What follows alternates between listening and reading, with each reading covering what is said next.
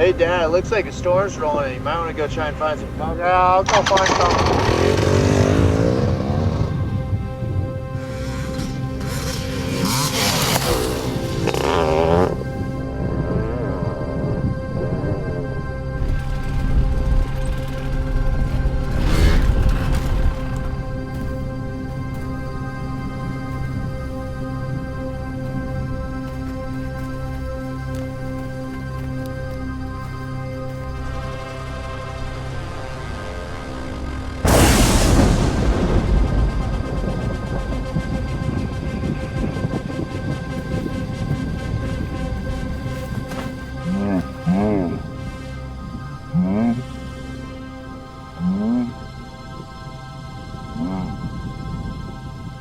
Sometimes life strikes you, and beyond all the noise, life happens, and this happens to be a story about my life.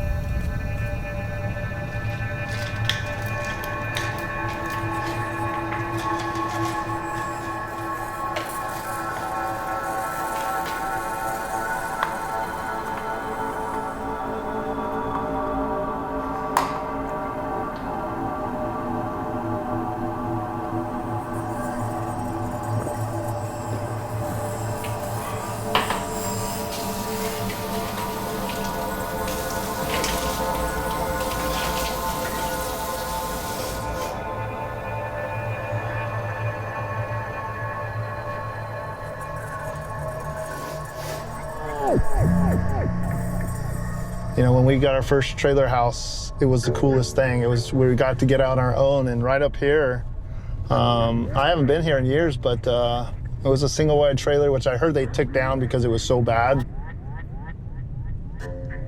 I'll tell you what, though, the funny part is these are some of my best memories because, you know, we were out on our own, and it wasn't much, but for us, it was still home. So these are our neighbors. Actually, our very first house was where this trailer house is here, and we just had a single wide with Kelsey, and we were young. When you're 19 and you get to move out, You know, life wasn't easy back then, and it's not easy now, but it's just continuously fighting through it. It makes you appreciate things even more versus having something handed to you.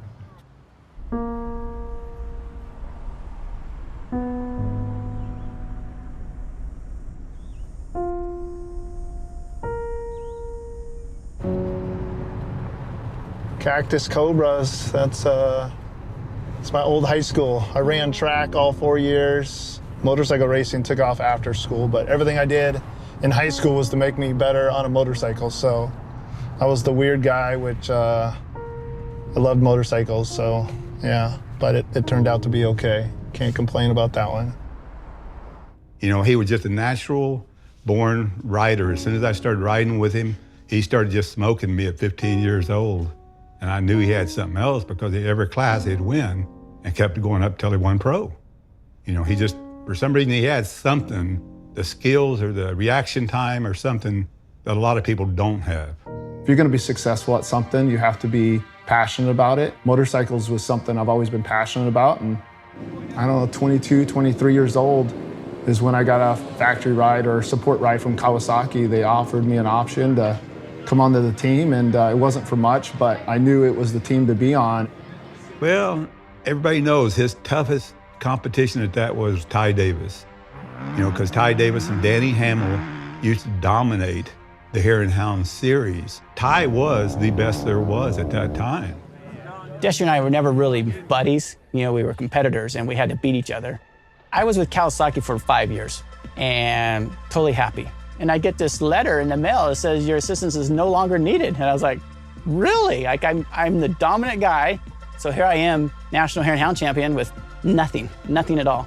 And it was like, oh, okay, I'm starting all over. You know, what do I do? So that's when it was very bitter. Like, you know, Destry and Brian Brown, they were coming after me. Kawasaki was, you've got to beat Ty, you got to beat Ty. I've learned what they all are really good at and what they'll do, who's really aggressive, who's going to maybe take you out. You know, and I had to beat Cowrie because I was like, I'll show you guys, right? Passed him once, he passed me back, and then in the second loop, cartwheeled it. I slammed into him, got stuck behind his bike. But as the year went on, a few months, those guys started coming up to speed quick, and they really started pushing, and it got really tough for me. So then we really started having battles. Passed Ty when he made a bobble, made a wrong move. You know, the one battle that comes to my mind was the one at Laughlin. And we were going at it, and it was the last lap, and we had a lead.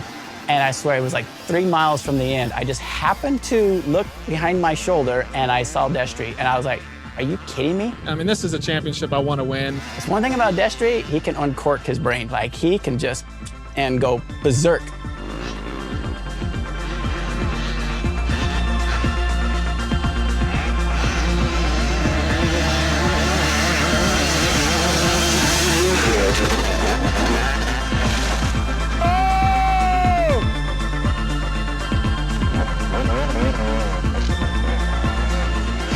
Once everything got settled, I got back out of the ditch, and he was picking his bike up, and it wasn't no more than 15 feet, 15 yards maybe, to the finish line. I mean, it was the most gnarliest race, right?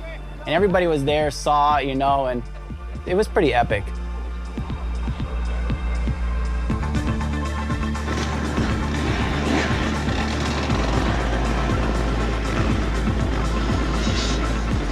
That was probably the most intense battle I've ever had with them. Give it up, guys. Here's your winner, Ty Davis, on the Yamaha.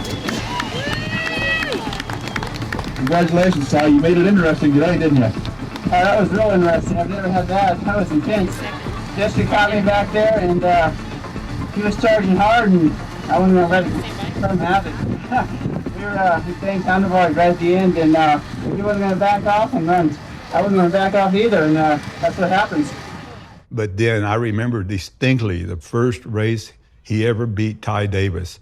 And that made him feel, okay, I have it, I can do it. I just gotta, you know, perfect my, you know, trade, you know. So he really felt proud about beating Ty. Literally for probably about a good 10 years there, I didn't even worry at the end of the race. I knew I'd be standing there at the hill waiting for him to come, and it would be Destry, and I knew it was going to be Destry. I didn't worry about it. His confidence had just, I mean, multiplied times 10. 5, 4, 3, 2, 1, 0.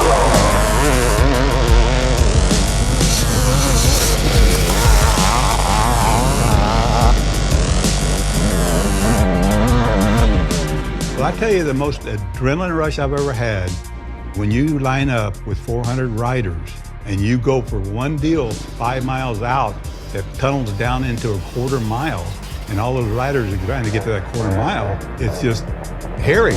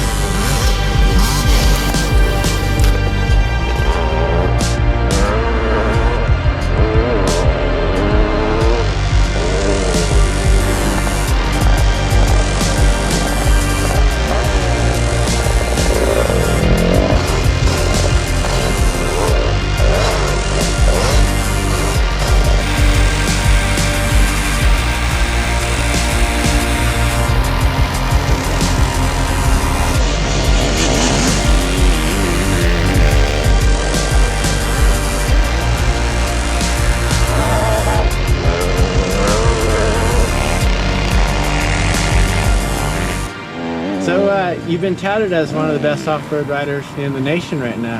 How does that make you feel? Putting pressure on you? Or?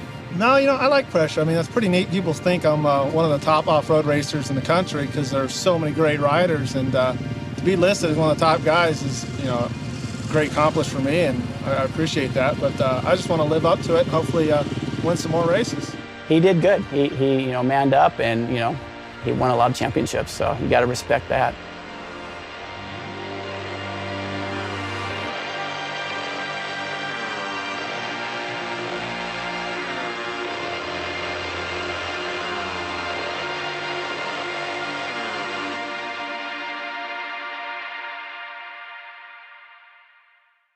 I think longevity was something I've enjoyed. Even today, I'm 46 now, almost 47, and I always felt like I could be someone better. I always felt like I could do better. I always had guys I looked up to. You know, I was confident and I could win races, but I always wanted to do better than what I was doing. So I was always hungry. I think the youth nowadays is they're always not wanting to fail. That's not what it's gonna be. It's gonna be about what can you learn from failing.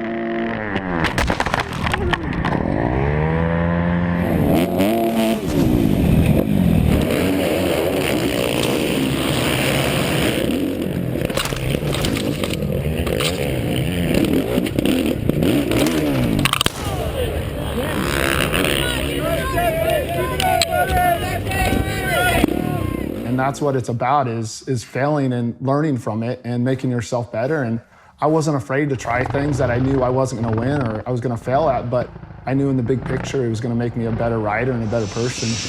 Yoga on the bike. The thing that I really looked up to in Destry when I was growing up was just his likability. And, you know, everybody liked Destry. Good morning. Morning. Sunshine. He's winning championships, so obviously you want to be that guy. But, you know, everybody liked him. And just the fact that, you know, maybe he saw a little bit in me growing up as like, yeah, this kid probably has some potential. So he would, you know, invite me to go out and ride with them every once in a while. And I took advantage of that. When one of your idols asks you to go train with them, you're like, yep, I'll be there. What time? What are we doing? Like, I want to do exactly what that guy's doing because I want to be like him when I grow up. Yeah, T. Oh my gosh. Damn. Yeah, Taylor! Must be nice to be young. Gnarly. All right, good job today. It was a good effort. Hey, yeah, I like the one-hander. That was nice. I don't mean to make it super morbid, but it's almost like a 9/11 thing. Like, I remember where I was when I heard about 9/11. So the same thing with Destry. Like, I remember exactly where I was when my fiance Stephanie, she's like, I just saw this post and I don't know exactly what it means, you know, and it said something like, this is gonna be a tough road to go down, just found out I have cancer. And, you know, my first thought was like, oh, Destry, you know, he's a jokester. This is taking it a little too far, Destry. You know, you're a guy that I train with on a daily basis. Like, you're super healthy, you're active, you're a professional athlete. There's no way this guy has cancer. Even the week before I was diagnosed, I was here training with Cooper and a couple other buddies, riding enduro cross. We were getting ready for the Orofino enduro cross in Idaho. He was having a lot of health issues. He had been going to the doctor. We thought he had chronic fatigue syndrome because he just kept constantly just tired and fatigued and muscle cramps. I don't know if I'm overtrained. Maybe this is something I have. You know, I don't know what it is. I'm getting a little sick, so I was just kind of laying low. So many things that were going on in his body and they couldn't quite figure out. So we kept going back, testing. They thought he had a parasite in his stomach. So there was a lot of things that we were trying to figure out what was going on with Destry's health. We flew up to Idaho and I rode practice. And when I came off, you know, I was in pro practice with Cooper and I came off the track and I did like 2 laps and I gave him the bike and I go, buddy, can you hold the bike? I literally got off the bike and, you know, I don't quit races. I don't quit anything. So we went to that race and during practice, he literally just was in so much pain. I was in pain. When I say I was in pain, I felt like I broke my femur and I've never broken before, but it was that. And I'm like, I didn't crash. I haven't done anything. I'm just in this much pain. He called me with a whole list of symptoms actually. And he's like, I'm feeling this, I have pain, I have leg cramps, I have this. And so I'm looking it up and I'm typing it into the computer. And of course, the first thing with all the symptoms that pops up is cancer. So, and I'm like, no, there's no way. It's not cancer. We've been to the doctor. I'm like, it can't be that. Sunday morning, we're able to move our flight up because he's like, I need to get back. Like, I need to get back now. I told my wife, she was here in Phoenix, I go, babe, I'm heading to the hospital because I'm hurting. I'm literally hurting. And, you know, then it was a day later, you know, they told us what it was. And cancer, unfortunately, sometimes hit the young people. So when the cancer is diagnosed in a young family, and there be immediately turmoil, emotional turmoil, physically the patient is not feeling good, and socially all the friends are concerned, especially the immediate family members and especially the children. I got a phone call from my mom saying, hey, Daddy's in the hospital, you should come home. And I'm like, what do you mean he's sick? He's like, he may have leukemia. And I just freaking slid down the wall, broke down. So psychologically challenged, emotionally disturbed, and socially, even financially challenged as well. He was diagnosed with a very aggressive disease called ALL, in short for acute lymphocytic leukemia. They said, hey, you don't have maybe a week to live. That's a scary thing to hear because something that, you know, you've dealt with injuries, but when you are told you don't have much time left unless you start chemo and stuff, and then when I say you start chemo, they hit you hard, and it was an intense thing mentally, physically, and everything there. I just was still in complete denial because in my mind, I'm like, we've been going to the doctor's been doing the blood tests. He would have caught this. That was my thought. I mean, as low as his platelets were, as off as his white blood count was, it should have been caught, absolutely. It was there. It was in the blood work. It was just missed. You know, I didn't have a choice. When they told me Monday, Tuesday, like, we gotta start you on chemo, you're not gonna make it to the end of the week if you don't start chemo. But literally the morning he started chemo, we had people message us and message him that, don't do chemo, you're going to kill yourself. You're putting poison in your body. You're doing this, don't do this, go the natural route. But what people don't realize is the cancer was in 90% of his body. He literally was about 3 or 4 days from dying. The emotional side and, you know, and crying more than I've ever cried in my life. Like, it wasn't about me, it was more about my family, you know, my kids. You know, that's stuff that really, as a parent, you know, that's stuff that you want to be there for your kids, you want to be there for your family and stuff like that. And that was really a tough time for me. Destry kind of went, I think, into survival mode. My world was definitely spinning out of control, and not having any say or any control. Like, it was literally, I'm just laying there and I'm praying and I'm just hoping for the best.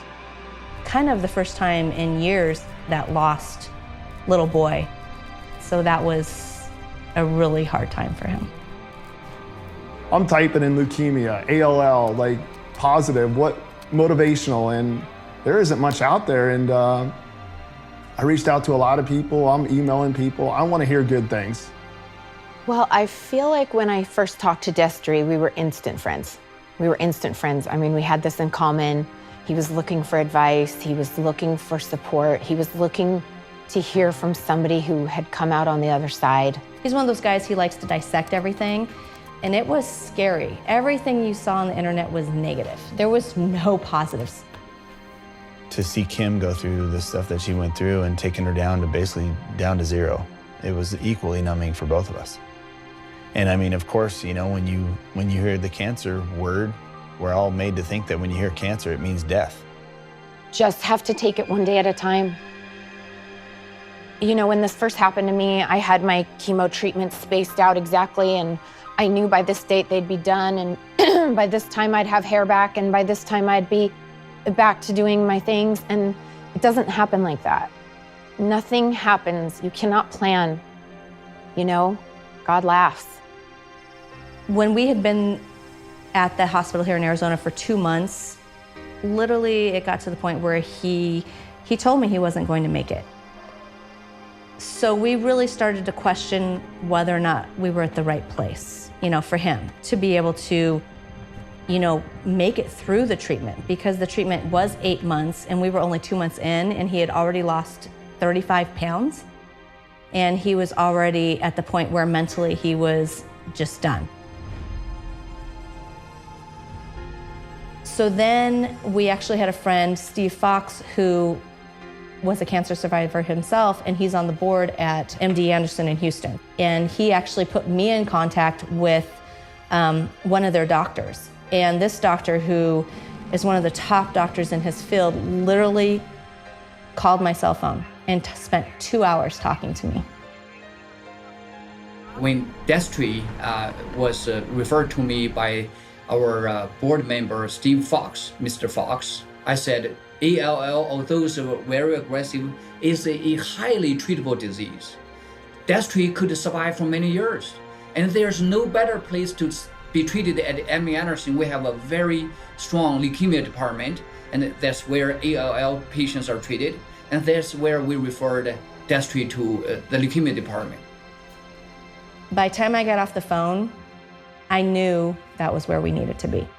In Houston, everyone is chemo certified and everyone works together. It's a, you know, well-oiled machine. Results were there instantly. The doctors were all working as a team.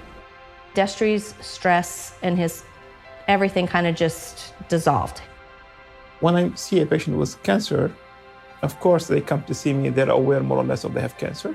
So the bad news is they have cancer. The good news is I will tell them, we have all the tools. We have the knowledge, the science, and the tools to help you overcoming your cancer and offer a decent chance of cure.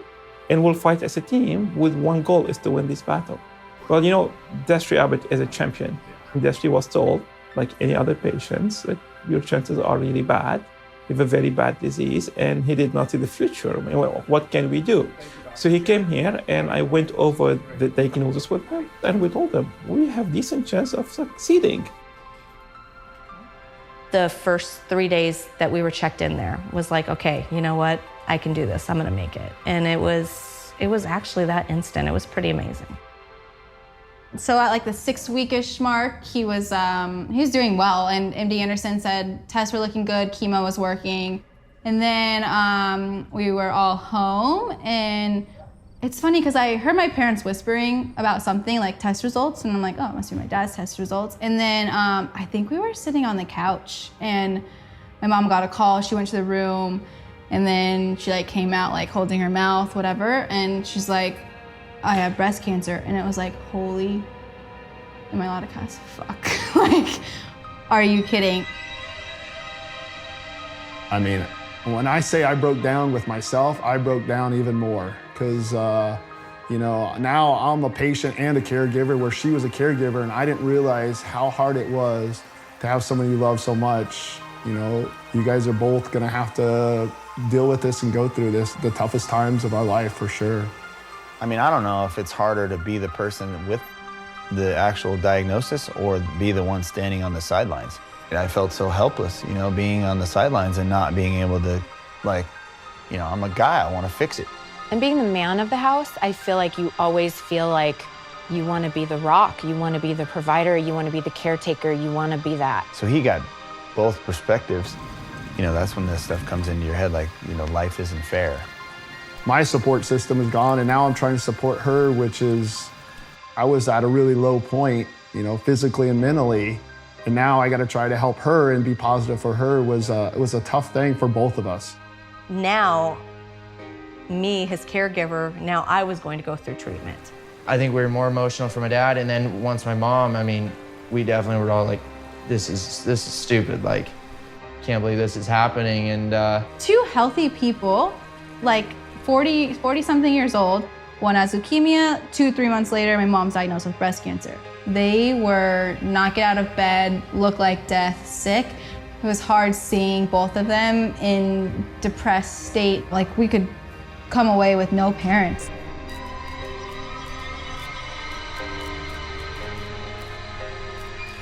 I mean, you have to live each day, each month, each hour, like, you know, like, hey, we don't know how many of those are left, so. Our life was put on hold, if that makes sense. So we literally both were on chemo for a good over 2 years. I have anxiety, I have depression, I have triggers now that bring me back to how tough times were. My 2 years of literally dealing with cancer is, a lot of it's a blur. Like, Charlotte will bring things up and remember that, and I'm like, wow, I actually forgot all about that, because my mind kind of blurs a lot of that out. We're very close, a daddy-daughter relationship, and when he was in his like depressed state, it's like, are we ever gonna go back to the relationship we had, or are you gonna become the person I know? And it's just, he has just PTSD all the time now, and just every time he's sick, it's like, oh, my cancer's back. I can't imagine living with that, but I just hope he's on the upward. It's interesting to see where he is now, which I'm really proud of how much he's worked to where he used to be. I feel like your mind is a powerful thing, and if you believe in something, believe it, and you can conquer things that are maybe some people say impossible, but I don't believe impossible is a word that I use and people should use.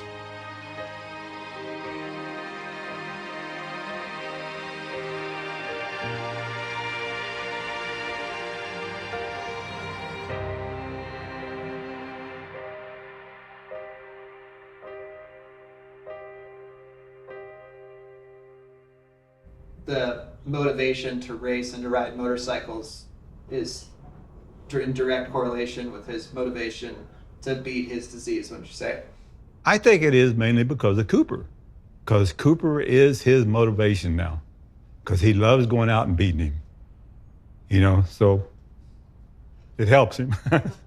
Destry is definitely still faster. Cooper will literally think that he's going to go out to a race and he's like, I've got this, I'm gonna beat my dad. I mean, really, we go back and forth. I think it just depends on who has their good days, and especially after everything that he's went through, he doesn't have as many good days, which sucks, but I mean, works out in my favor if we're going faster. When I'm on my motorcycle, that's a time that I don't think about anything else. I'm back to being a 20-year-old kid, just shredding wet dirt, wheeling out of corners, something that I love more than anything now. I'll follow you. You follow me, I follow you. Deep in the sea where water ain't blue. You follow me, I follow you. It's like beats up a berry, I'ma live it. I'll follow you. You follow me, I follow you. Deep in the sea where water ain't blue. You follow me, I follow you. It's like beats up a berry, I'ma live it. I'll follow you there. I'll follow you deep sea.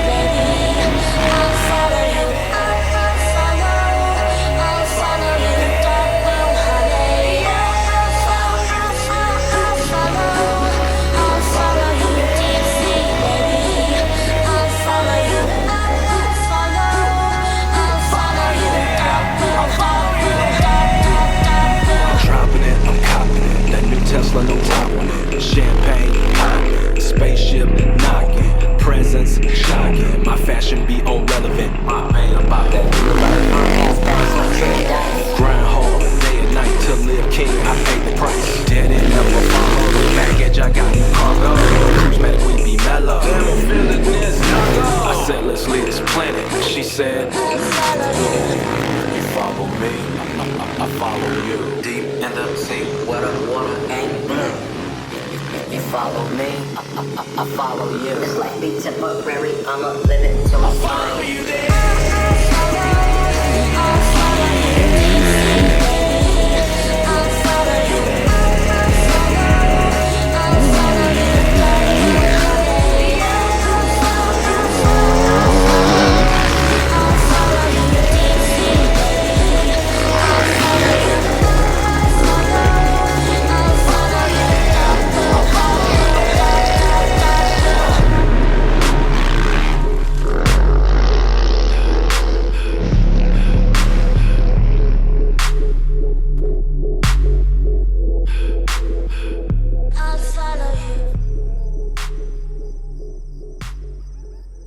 I'm 46 now, almost 47, and I still love racing. I still love going out and racing the kids in the pro class. And even when I line up on the starting line or whatever, I don't sit there and think of myself as, oh my gosh, I'm 46 years old.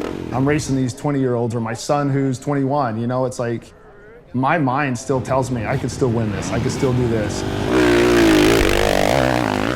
When you think about racing, it's you against the track, it's you against your competitors. I mean, it's you against everything. It's you against the world, basically.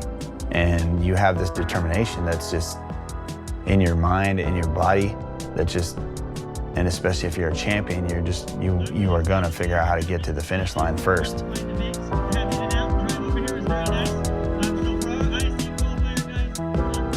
Anybody that talks to him off the bike knows that Destry's a nice guy. Like, oh, he's one of the nicest guys around. Yeah, but have you ever been taken out by Destry? We're not afraid to trade some paint and show the other one who's boss. So to be where you're at and have 5 AMA Hare and Hound championships, I mean, you have to be competitive. You can't be that nice guy all the time, or else, you know, what do they say? Nice guys finish last.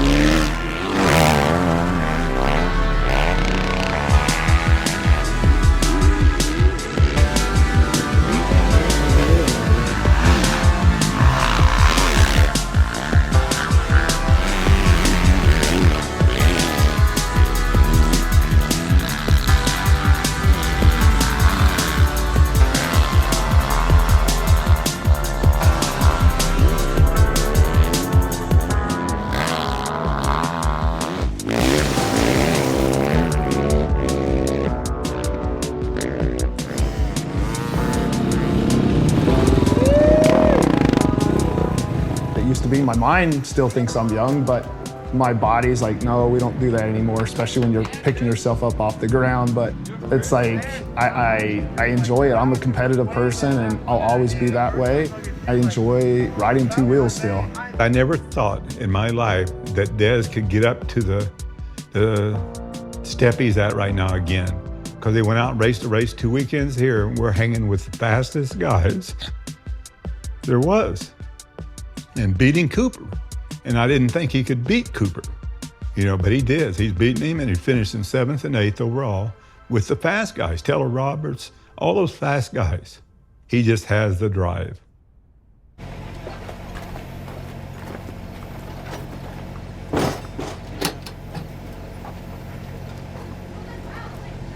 Yeah, everybody always asks, like, oh, you're cured. Like, leukemia, you can't be cured. Like, it's in remission. It'll always be in remission. And I mean, you never really want to think that. It's scary to think that it could come back and he could have to go through that all again. How you feeling this morning? All right. Yeah? How's the stomach? It's all right. It is what it is nowadays. It's like just lately, it's been a little worse, but it's good. Just the body's just weak and been aching. Looking forward to this week to check everything out? Yeah, then it's usually like, I'll get like blood results back right away, but then it's like a week for the big bone marrow one, biopsy. So that one's stuck. What's the one that makes you nervous? And it sucks, it hurts, but it's the results that are more concerning always. Just the back of your mind. Part of life. He doesn't like to show that he's struggling, or, I mean, he doesn't feel weak because of it, but he just doesn't want to feel sympathy, and that's one big thing he doesn't like. Playing on the beach today. This is good stuff. Wish I was out there, of course. Gotta listen to my body. My mind says one thing, my body says another. Oh, dude, I had a blast yesterday. I mean, dude, look at this. Just need to be, I'm like freaking 20 years older than most of these pros. I think the closest guy my age is like 18 years younger. So I turned pro before all these pros now are even born. But it's pretty awesome, especially when you get to beat them.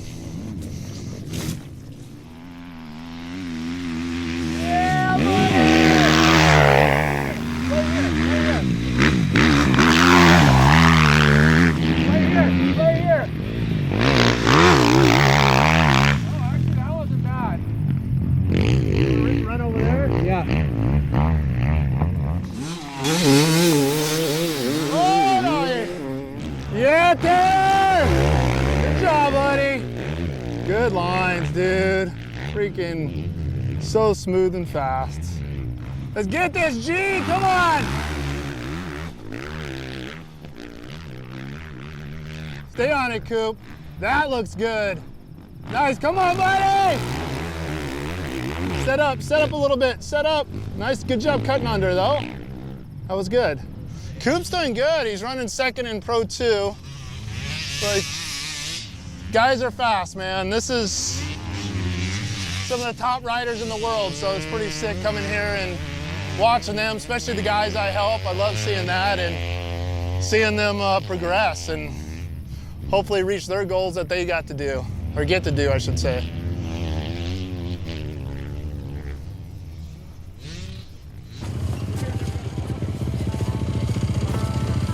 So we have 19, 6, 7.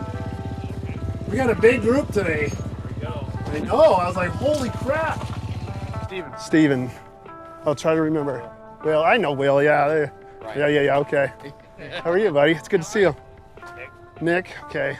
When you guys have names on there, it makes it so much easier. Barton.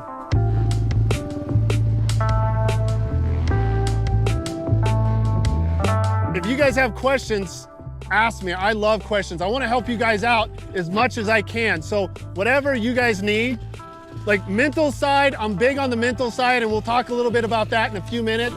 The looser you are on the bike, the more efficient you are. The slower you go, the more difficult it is. It's like riding across sand. The momentum is your friend, and I'm big about momentum. Nice, there you go, keep that momentum. There you go. Yeah, right across, oh, there you go, nice.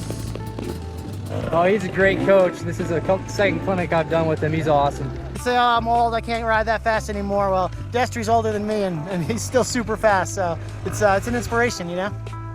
When we're going across there, I'm opening my chest, meaning I'm opening my arms. Now my weight is back. You guys know your limitations better than I do. Don't feel like we're pressuring you to do anything, but at the same time, it's rewarding. I know pretty much everybody here can do the things that we're gonna do. It's tough. You did a good job. You're almost coming in too slow, to be honest with you. Yeah! Nice!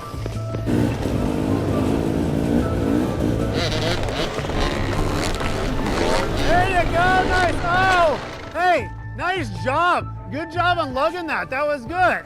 Yeah, I think it's huge. I mean, he's been in the industry forever, and some of it's stuff that you learned when you were younger or when you first started riding, but you kind of forget about it. So it's nice to get reminded of those little things that you forget to do that really make a big difference.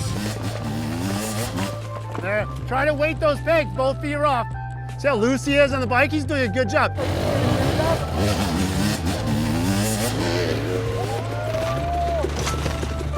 Hey, that was actually nice. That was a nice landing. This is sick. Thank you. Yeah, thank you. Thank you, guys.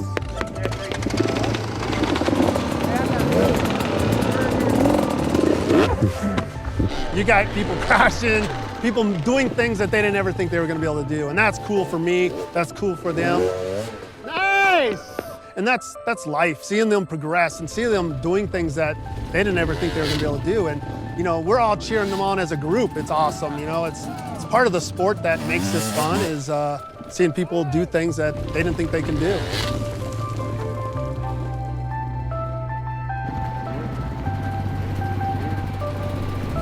I feel like even where I am today is an amazing thing. You know, I stopped chemo maintenance 4 months ago, and, you know, I was down in Chile racing the ISDE with my son for Team USA, and there's clients that I work with my riding schools, and later they find out you had cancer, and I'm like, yeah, I don't know, I don't share that, but I do want to have people realize that there is future. It doesn't necessarily need to be a motorcycle or whatever, but my doctor, Dr. Jabbour back at MD Anderson, I love, and I will never be able to thank him enough for everything he's done for leukemia, ALL.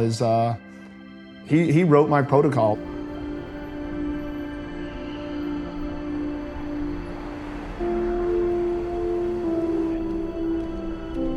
Beside the disease, he's a very special person. You know, from his young days, he is a fighter. He inspiring person. He inspired me and the team to go out of our way to help him. He deserves it, of course, but he's have an inspiring, positive attitude that you cannot dismiss, and it can only push you to go beyond your level of comfort to deliver the best you can, and this is him. Now they're seeing if I'm pregnant. Pretty normal. It's a boy. It's a boy. That's pretty awesome. You happy, eh? I have one of each, so I guess I could use another boy. Girls cost more money.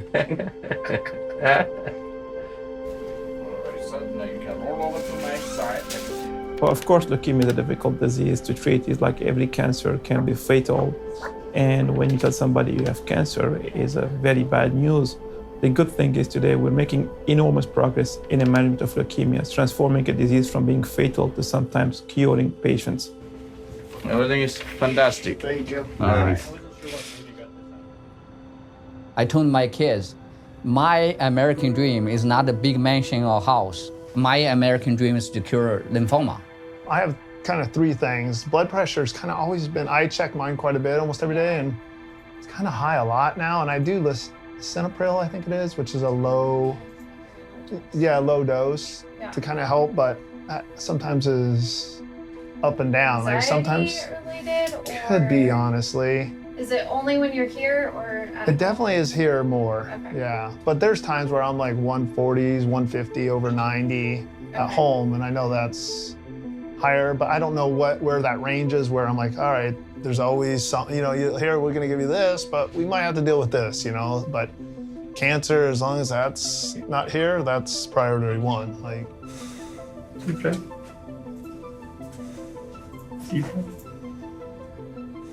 Open your mouth, please.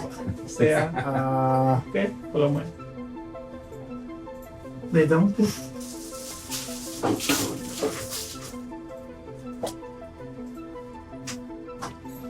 Okay, sit down. Have a seat, let's talk. Let's talk. That doesn't sound good. When my wife says that, we need to talk. I'm like, oh boy. It's scary. It's getting a bone marrow today. Yeah. Okay, so your count is 5.7. You're normal. Your cut blood is fully normal. Your kidneys are perfectly fine. No concern. Your liver is perfect as well. And then the rest is fully normal. One thing of importance is to watch your PCR, correct? And Yeah. Your PCR has been undetectable. Good. So you are in CMR and you're getting what we call the maintenance therapy. Mhm. You still have to go for 13 cycles. Yeah. Then we'll be done. Sweet. And then Panatinib pills. Yep. It's awesome. What's I happening know. with your arm? Oh, I went down on a motorcycle. Things are Careful. dangerous. When they asked me if I've had a fall, I'm like, I don't know, what do you consider a fall? Like, I fall on my motorcycle. Thank you, sir. Anything else I can do for you? No, appreciate everything. You're doing great. Thank you, I You know appreciate that, it. okay? I told I them try. this morning that you Yeah. are a champion, not only motorcycling, but Yeah, fighting thank you. And we're very proud of you. I appreciate that. Thank Okay. you. Pleasure. Anything else? Good, thank you. You're awesome. Thanks, Doc. Take care.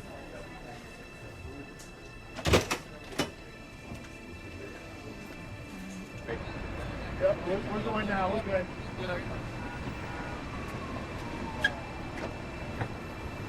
Today went good.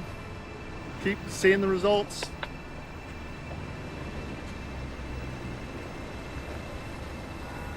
That'll work. All right, fly safe. We'll see you guys.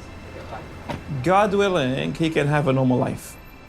So we've treated with the same regimen that Destry is receiving more than 100 patients. Our 5-year survival for all comers is around 75%. And for patients who achieve what you call complete molecular remission, no disease, the outcome is even better and brighter, where survival is around 80 to 90%, which is amazing, knowing where we start at 10% survival and where we are today.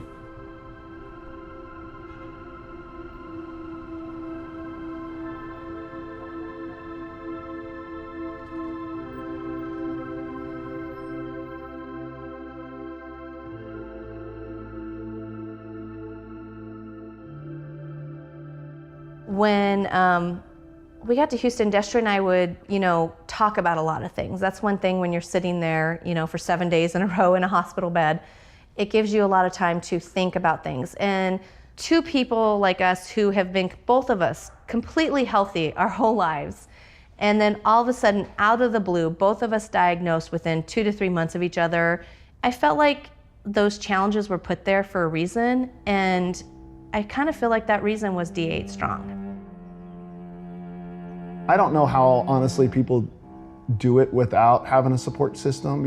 The things we went through and having so many amazing friends and family is something that I'll never be able to thank them enough for that. And if we get through this, we honestly want to put our heart and our soul back into helping people out, and that's when we started the D8 Strong Foundation. Emotionally and mentally, you need people behind you and supporting you. I can't even imagine not having the support system, because it just made such a huge difference that I don't know. I don't know what we would have done, honestly. I mean, it was everything. We just love giving back because we know how much this meant to us when somebody did that for us. These bags are being delivered tomorrow to the Arizona Center for Cancer Care to be delivered to their chemo unit for their patients. My first day of chemo, actually, I walked in and I was super nervous, and I ended up getting a goodie bag from a previous cancer patient, and I had a book and bottled water, just a notepad, things that I wouldn't even think about having, and it was amazing, and a little note, so I just didn't feel so alone.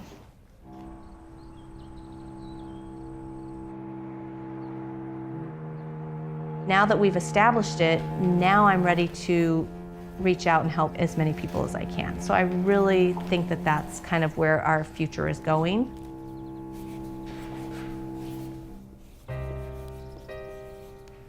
Hey!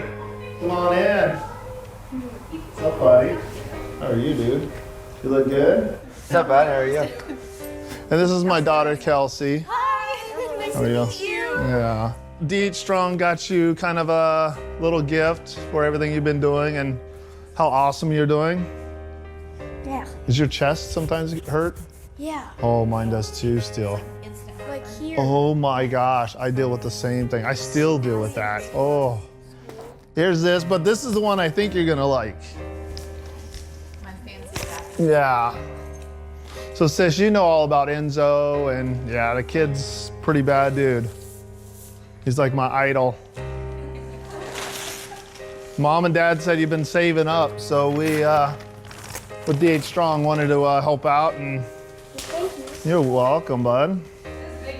I know. Now he's gonna be excited to get home from school. He's gonna be like, I wanna get home from school now. I can tell you mentally is still the struggle I deal with the most. Like, you know, just seeing stories or hearing people and that are going through the same thing. But you're doing great, dude. You're staying strong, and the mental side is such an important part, and I think something that's overlooked, you know, just staying positive. And it's hard, trust me. Charlotte still has struggles. I still have struggles. We talk to a lot of people. I reach out to a lot of people when I'm having a tough time, besides just Charlotte, and it helps me out still. So having a good team, that's what I always tell you. You'll text me, call me, and I'm like, oh, Enzo messaged me. I'm like, it's cool. I love when you do that. So Enzo, thanks, buddy. If you ever need Doing good, dude. Bye, guys. See ya. You're welcome. Thank you, guys. The one thing that was amazing for us is the amount of friends and family and the industry that literally stepped up and helped us. It kind of became our dream and our driving force, and helped Destry and myself get through the treatment, because our ultimate goal was we wanted to turn around and give back and help other people who didn't have the resources that we had. Cancer has definitely changed my life, you know, all of our lives. It doesn't even, what people don't realize is it's not necessarily me or the patient itself. It's the caregivers, your family, your close friends, and loved ones that are around you. It affects them just as much emotionally, physically even. So life has changed a lot in that aspect, but you know, it's hard to complain because I still get to enjoy my family and, you know, do things I enjoy doing and love doing.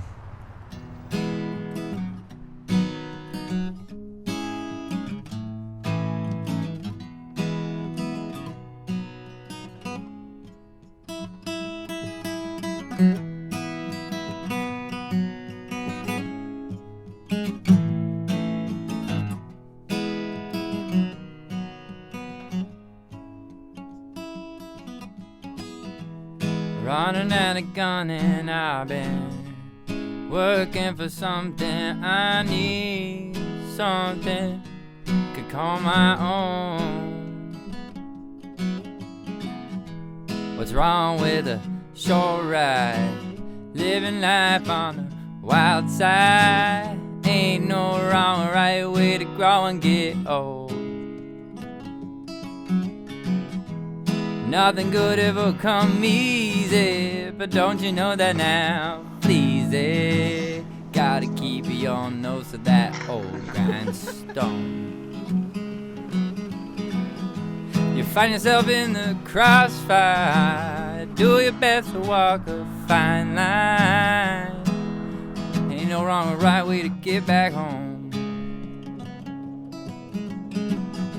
Don't fret, no need to cry. Look at life on the bright side.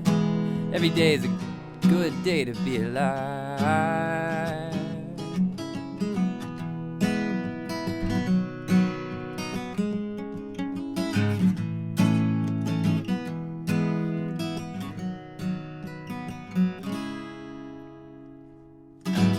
Running a gun and I've been looking for something I need, something I can call my own. What's wrong with the short ride, living life on the wild side? Ain't no wrong or right way to go and get old, no, no. And nothing good ever come easy, but don't you know that now, please, and keep your nose to that old grindstone. You find yourself in a crossfire, do your best to walk a fine line. Some things in life are better off left alone. No, no, no, no. Don't fret, no need to cry. a damn good day to be alive.